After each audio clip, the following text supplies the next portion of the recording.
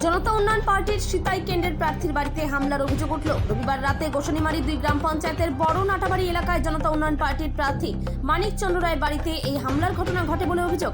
এই ঘটনা নিয়ে প্রার্থী মানিক দিনহাটা থানায় লিখিত অভিযোগ জানায়। তিনি জানিয়েছেন, রবিবার রাতে একদল দুষ্কৃতী আমার বাড়িতে হামলা চালায়, বাড়ি ভাঙচুরের চেষ্টা করে।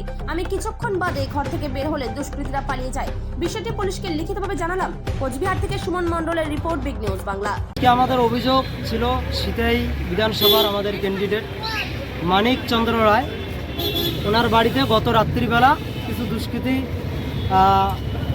গুন্ডা বাহিনীরা ওনার বাড়িতে কিছু আক্রমণ করে এবং ঢিল পাথর ছোড়ে এবং বাইরে থেকে অনেক গালিগালাজ করে।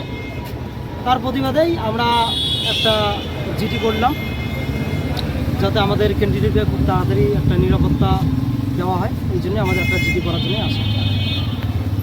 কি নাম? আমার নাম হচ্ছে মৌলানা সুমন মিয়া, আমি কুচবিহার জেলা প্রেসিডেন্ট আম জনতা উন্নয়ন পার্টি।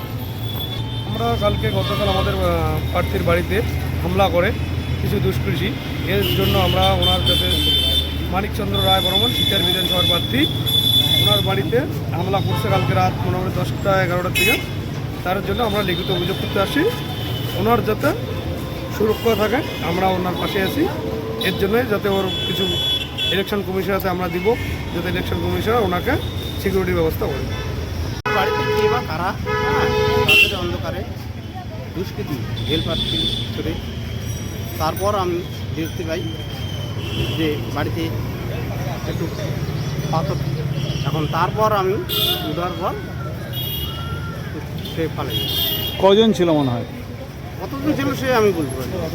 হ্যাঁ, কোথায় বাড়ি আপনার সাথে? আমার বাড়ি হলো বড়নাটা বাড়ি, গোসানিমারি বড়নাটা। আমার নাম মানিক চন্দ্র রায়।